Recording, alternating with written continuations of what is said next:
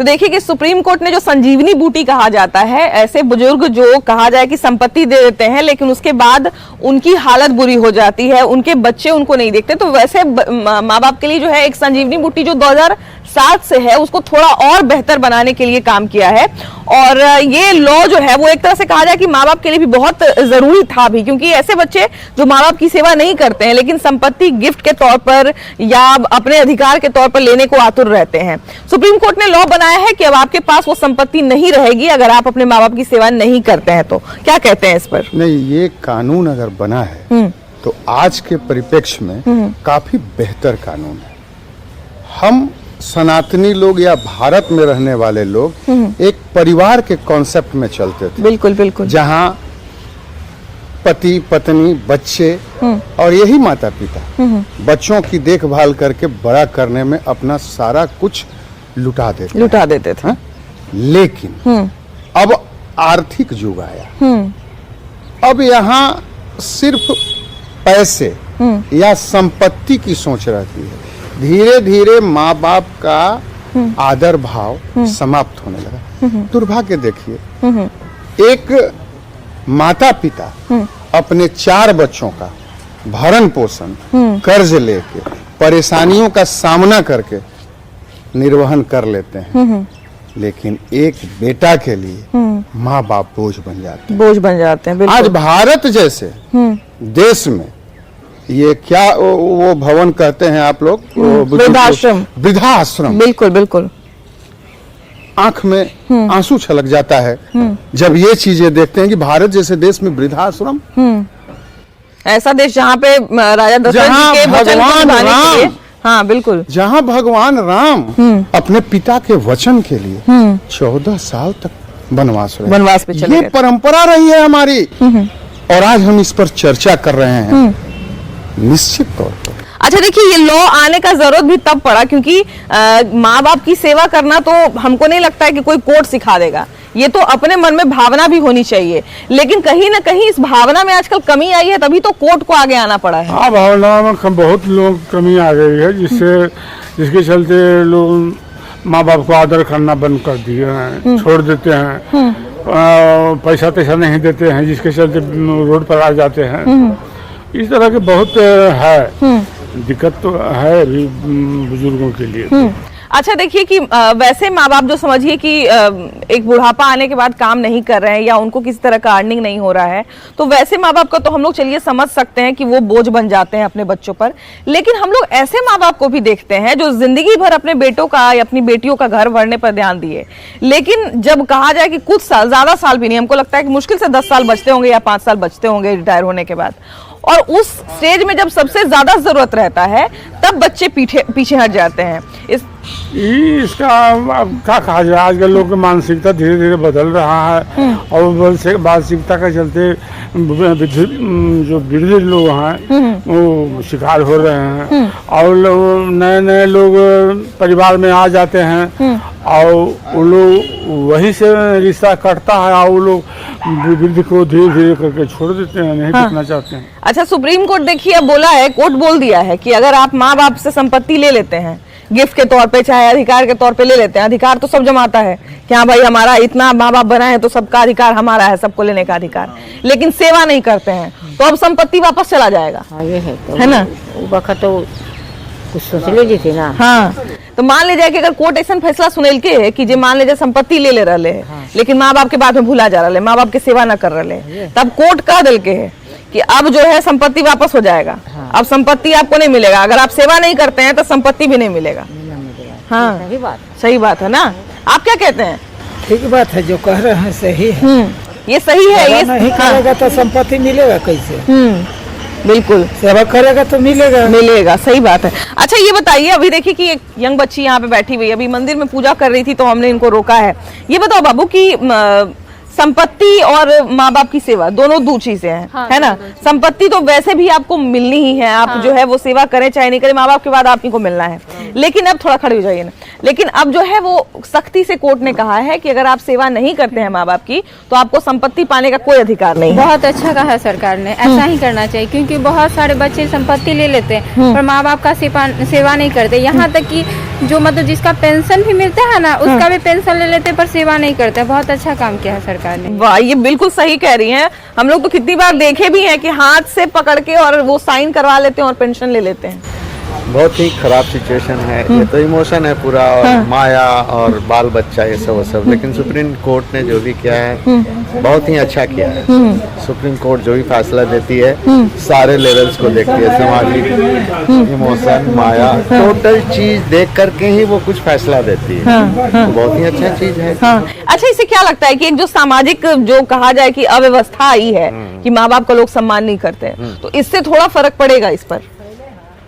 उस पे फर्क नहीं पड़ेगा, लेकिन एक डर रहेगा जो भी ऐसा कर रहा है कि चलो जो इसका सेवा करेगा माँ बाप उसको लिख देगा he will be in the कानूनन पचड़ा, और उसके बाद उसको सेवा बना के नहीं तो कुछ। कई बार हम लोग ऐसा देखते हैं कि कुछ लोग जो है वो माँ बाप की सेवा खूब करते हैं, जैसे ही संपत्ति आती है फिर वो जो है अपना रंग दिखा देते हैं। सही बात है, माँ बाप का अगर जो सेवा करेगा उसे ही मिलना चाहिए संपत्ति।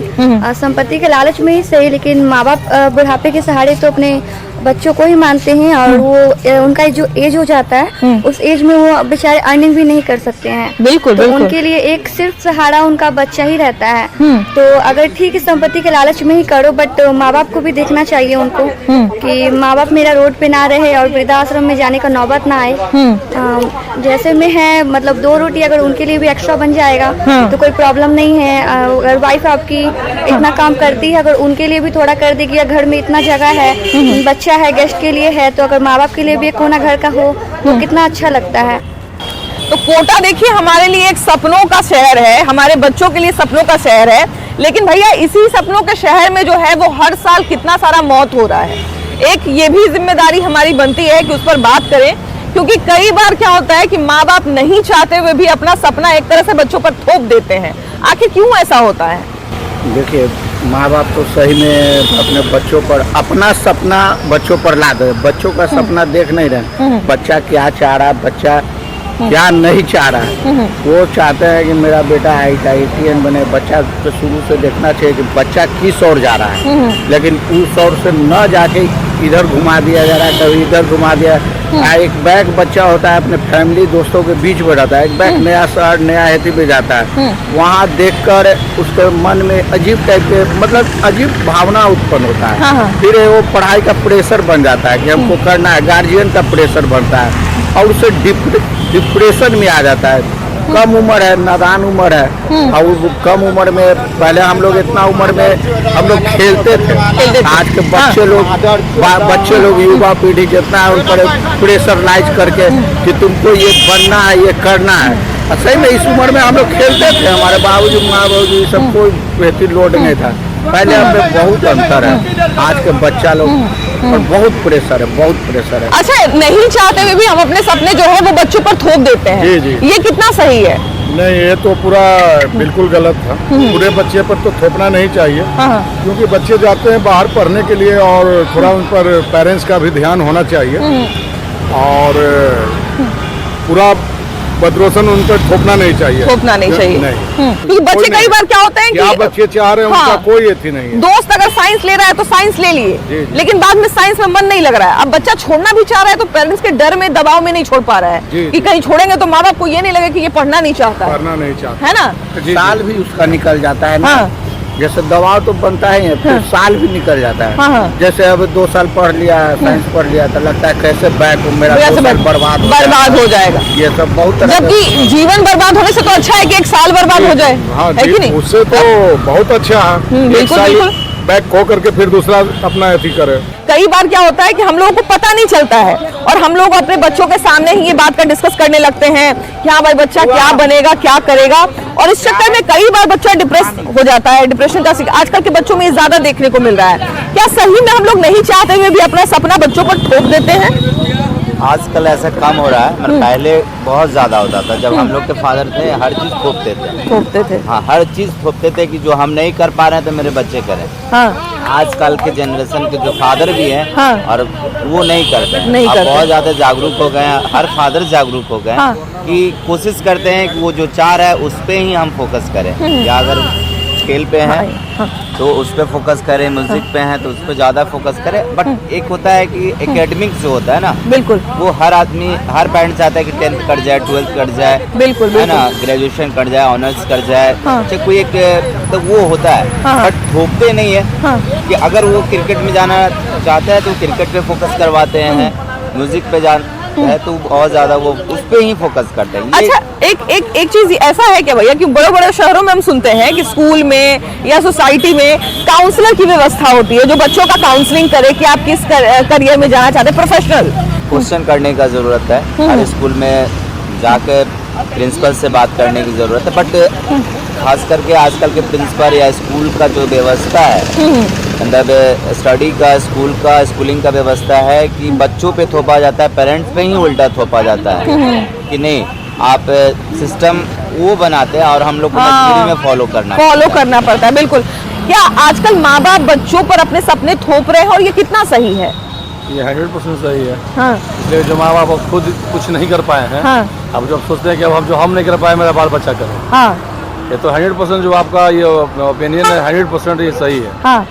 अच्छा, लेकिन कई बार ऐसा नहीं होता भैया कि हमने जो है वो बच्चों को मेडिकल की तैयारी के लिए कोटा भेज दिया, लेकिन हमारा बच्चा मेडिकल की तैयारी नहीं करना चाहता और ये उसको वहां जाने के बाद पता चलता है। और ऐसे में आप देखते होंगे कि कोटा में हर साल कितना सारे सुसाइड का खबर आता है। वहाँ के केसेस बहुत है। हाँ। और बहुत डिप्रेस लोग हैं, और बहुत हमारे संपर्क में भी इस बार बहुत लोग, 2-3 लड़कियां नाम लिखाई। हाँ। 6 से 7 दिन बाद सब वापस घर लौटाई, मन नहीं लगा वहाँ। बिल्कुल ऐसा होता है। पैसा डूब गया वहाँ। हाँ।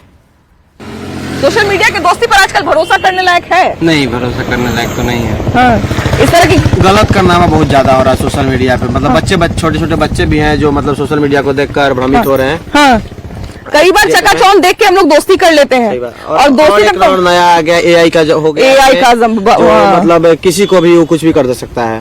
अच्छा, दोस्ती तो दोस्ती, आजकल प्यार मोहब्बत के चपेटे में भी लोग पड़ जाते हैं सोशल मीडिया पर। हाँ, सोशल मीडिया से देखकर। हाँ, छोटी छोटी बच्चियां देखते हैं कि घर से भाग जाती हैं। हाँ। है ना, वही देखकर उसे मतलब भ्रमित हो रहे हैं वो लोग भी देख रहे हैं, वो लोग भी वही देखा इसकी कर रहे हैं, मतलब देख रहे हैं सोशल मीडिया के दौरान, तो वो लोग ये सब कर रहे हैं। हाँ, अब तो बहुत सारा ऐप आ गया है, शादी के नाम पर कितना ठगी कर रहे हैं लोग। शादी.com, ये सब बहुत सारा ऐप है। सही बात है। अच्छा, इस पे ये भी पता नहीं चलता है ना भैया कि कौन किस मानसिकता से इस ऐप पे मौजूद है। अब शादी.com पे हर व्यक्ति जो है वो शादी के उद्देश्य से नहीं होगा। वो इससे भी है कि किसी को अपने चपेटे में लाने की दौड़ में है, गलत करने के चक्कर में है, ये सब के चक्कर में। क्या भैया फेसबुक वगैरह चलाते हैं? फेसबुक चलाते हैं तो फेसबुक को कौन से लोगों को दोस्त बनाते हैं? फेसबुक जब ऑन करते हैं, उसको दोस्त जिनको जानते हैं उसको दोस्त बनाते हैं। और मान लीजिए जो व्यक्ति जानकार नहीं है आपके, मान लीजिए जानकार लड़की नहीं है लेकिन बहुत सुंदर है, तो उसको दोस्त बनाते हैं। आजकल बहुत इस तरह का ठगी हो रहा है ना, कि दोस्त बना लेते हैं उसको ठग के निकल जाते हैं, है ना। अच्छा, सोशल मीडिया के दोस्ती पे भैया भरोसा किया जा सकता है? नहीं किया जा सकता है। आप क्या कहते हैं भैया, भरोसा किया जा सकता है? एकदम नहीं किया जा सकता है, कभी नहीं। ये बहुत इतना जैसे सही नहीं है, एक तरह से जमाना कुछ अलग ही दिशा में बढ़ रहा है ना। जी, बिल्कुल। देखिए कि जिस तरह से जो है वो कहा जाए ना कि मतलब जमाना बदल रहा है, ठगी के तरीके भी नए नए अपराधी चुन रहे हैं, अब सोशल मीडिया को निशाना बना रहे हैं। और सबसे ज्यादा सोशल मीडिया पे आपको याद हुआ कि जिस समय ब्लू व्हेल गेम आया था, बड़ा खतरनाक, इस गेम का हम बार बार चर्चा करते हैं, उस गेम के समय भी जो है वो लोग सोशल मीडिया पे ही नजर रखते थे और उसके माध्यम से जो है वो अपने शिकार को चुनते थे। तो भैया ध्यान रखिए और यूज करने से पहले 10 बार सोचिए। चलिए आगे बढ़ते हैं। सोशल मीडिया के दोस्ती पर आजकल कितना भरोसा किया जा सकता है? सोशल मीडिया के दोस्ती पे कोई भरोसा नहीं किया जा सकता है, क्योंकि वो गिरगिट जैसा देख रहे हैं ना, गिरगिट की तरह वो रंग बदलने वाला सोशल मीडिया है कि उस पे जो आदमी आपसे मिल रहा है, बात कर रहा है, उसके बारे में आपको कोई जानकारी नहीं है कि क्या कर रहा है, नहीं कर रहा है। कब रंग बदलेगा, कब अपना समय बदल देगा, इसका कोई गारंटी नहीं है। इसलिए हम यही कहेंगे कि जो भी आज के युवा या युवा युवती जो भी हैं, जो सोशल मीडिया पे अपने गार्जियन जो 20 साल 50 साल अपने मेहनत से एक बेटी को पोसने में लगता है या बेटा को पोसने में लगता है, और 20 साल 50 साल देने के बाद और एक बार में किसी अनजाने व्यक्ति के साथ बात करके गलत हो जाता है उनके साथ, तो उनको ये सब चीजों से बचना चाहिए। और बहुत ऐसे चीज देखने को भी मिलता है, गलत जो जहाँ देखने को मिलता है उसको देखकर उसे सीखना चाहिए। अगर नहीं सीखिएगा तो जीवन एक ही बार मिलता है और इज्जत भी एक ही बार मिलता है। अगर एक बार इज्जत चला गया तो फिर दोबारा लौट के वापस नहीं आएगा। बिल्कुल, सोशल मीडिया जो है वो लगातार हम लोग नहीं समझ पाते इतना खतरनाक है ना।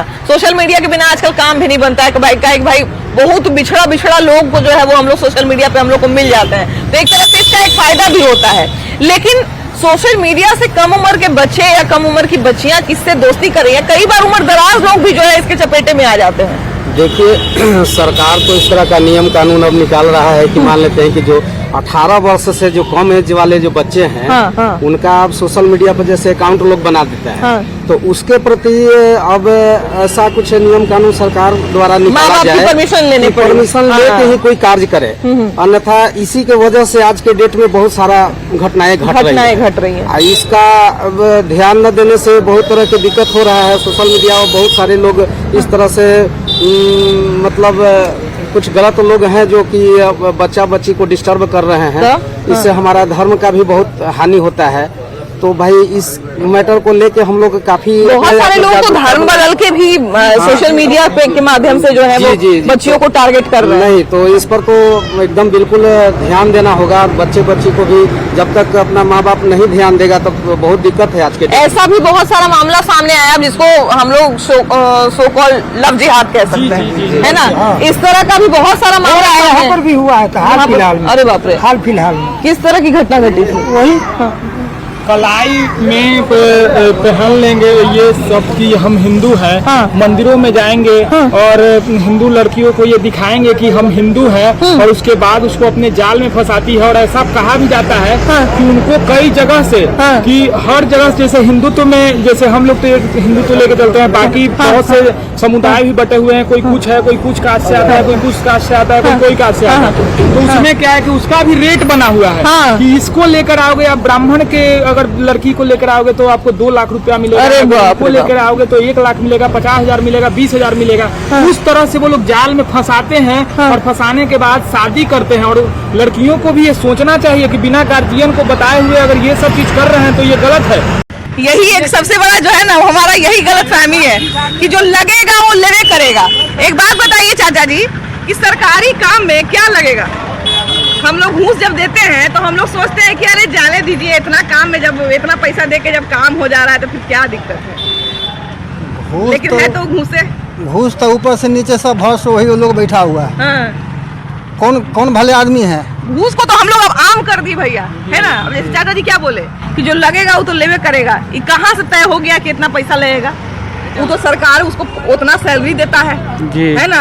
अफसर बना हुआ बैठा हुआ है, वो कर्मचारी बना हुआ बैठा है, उसको सरकारी वेतन आता है, उसको सरकार जो है बाद में पेंशनों देगा, सब चीज देगा। हम अपना कोई काम करवाने जाएंगे तो हम तक घूस मांगेगा। सरकारें भ्रष्टाचार कर रही है तो ऊपर से क्या करेगा? कर्मचारी जो ऐसे भ्रष्टाचारी है भैया, इनका क्या इलाज होना चाहिए? इनका यही इलाज होना चाहिए जो बिहार में सख्त कानून की व्यवस्था बरतनी चाहिए और इस पर ध्यान देना चाहिए सरकार को और नीतीश कुमार को। यहाँ पे कभी क्वेश्चन पेपर लीक हो जा रहा है, कुछ भी लीक हो जा रहा है, इस पर ध्यान देना चाहिए सरकार को। अच्छा देखिए कि जैसा कि भैया बोले ना कि ध्यान देने की जरूरत है। कोई भी अधिकारी के घर जब छापा पड़ता है तब पता चलता है कि बाप रे इसके यहाँ इतना संपत्ति जमा कर लेता है। यही चीज अगर उस पर ध्यान दिया जाए कि कोई आदमी का सरकारी नौकरी हुआ है, सरकारी विभाग में कर्मचारी है, अधिकारी है, तो इसके पास इतना पैसा कहाँ से आ रहा है? जी मैम, ये भी तो ध्यान देना जरूरी है कि नहीं? वो लोग तो पूरा घूस और पूरा लेते हैं तो होगा नहीं।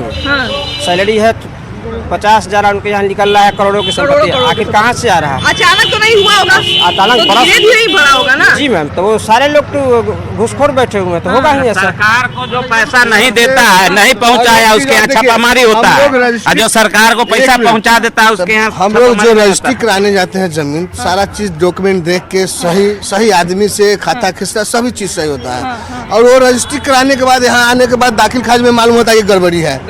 और भाई क्या तो गड़बड़ी है, नहीं होगा। अब 10,000 दीजिए तो तुरंत सही हो जाता है। अब हमको ये नहीं समझ में आता है, अब ये समझ में नहीं आता है कि यहाँ जो रजिस्ट्री हमने कराई वहाँ गलत हो रहा है या यहाँ दाखिल खारिज में गलत हो रहा है। इसका मतलब है कि वही गलत हम लोग का रजिस्ट्री हो गया। क्योंकि जब इन्होंने कह दिया कि नहीं दाखिल खारिज आपका रजिस्ट्री गलत है, इसमें आपको नहीं होगा। उनसे नहीं पूछते हैं कि भैया पैसा देखते ही कैसे मेरा सारा गड़बड़ी दूर हो गया। पूछते हैं तो बताएंगे कि इधर से कुछ गड़बड़ी है तो इधर कुछ गड़बड़ है, ये है वो है कह के अब बगैर दिए हुए तो आपका दाखिल खारिज होगा ही नहीं।